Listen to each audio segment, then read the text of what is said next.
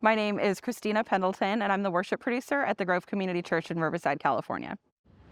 I started this role in 2007. I was the worship pastor's administrative assistant at first, and then he saw my potential to grow into more, so he kind of trained me into being more of a producer role. I started learning lighting design a few years into the job. We had a guy that came onto our team and really amped up what we did with lighting, and so I was finally being exposed to what the possibilities were.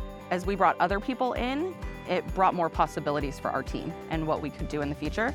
A few years into the role, the unthinkable happened. My husband, we had been married for 5 years. We had 2 little girls, and I discovered he was having an affair with my best friend.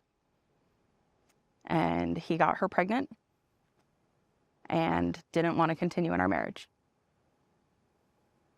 And I'm definitely one of those people that tries to fix everything. And being in a spot where I couldn't fix it because it was him walking away was devastating. So I just poured myself into work to stay busy. It just felt like it was the one thing in my life that was certain that I could control. Lighting really became this intimate time with me and the Lord, because you're just sitting in a dark room by yourself, reflecting on these words and trying to program something meaningful. And then things got even worse. My ex-husband stopped paying child support, so I lost my apartment and found myself just couch surfing from friend's house to friend's house for several months. I didn't get to see my kids as regularly because I couldn't keep them overnight because I didn't have a place for them to be. All I felt was shame and embarrassment. I had several nights where all I could think of was, how do I make this stop? And not how do I get out of the situation, but just how do I make life stop? Because I couldn't see that there was something better coming. One Sunday night, I came home from work, was feeling particularly ashamed of what my life had become. So there was a train that drove past my apartment every night at 11 o'clock. I had kind of planned the next day that that's what I was gonna do. I was gonna walk onto the tracks and be ready when the train came.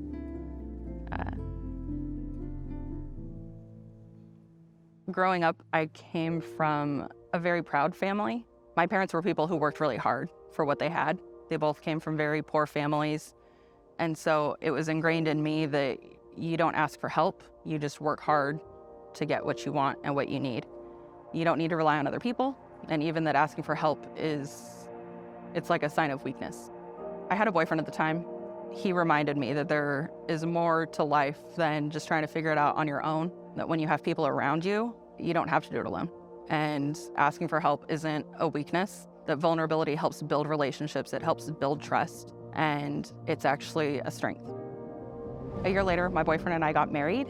I got a new boss. Our team needed more leadership, and I felt like I had the capacity for that, but I didn't really know where to start. And so I was just asking him, like, are there resources that we can invest in so that I can grow, so that our team can continue growing?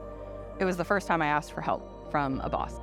And so we learned about FILO. Our team as a whole went to FILO in Anaheim, and then I joined the women's cohort after that. Meeting 10 women that understand what I do without me having to explain it, it was life-changing. I think one of the best parts of being in a women's cohort was that there's a chance to get to know other women in production, because there's not a ton of us. You look around the room at FILO and it's a lot of guys in black shirts and a handful of girls. There's just a lot of differences that we have to deal with. Oftentimes we'll go to shows, trade shows, and you walk up to a table and the vendor assumes the guy that you're with, that's on your team, that he's the expert, not you. Even with our volunteers, oftentimes they just think, oh, you're the assistant. And it's not always the case, but it's important to have us there. One of the things that FILO emphasizes is that everyone's a leader. When I started seeing myself as a leader, I started seeing myself as the one that can have the vision, what the end goal of it is. It isn't just to make things look pretty, it's to get people to worship Jesus and know him. We had a huge recruitment party, brought in a bunch of people. We had 18 people join our camera team in one night.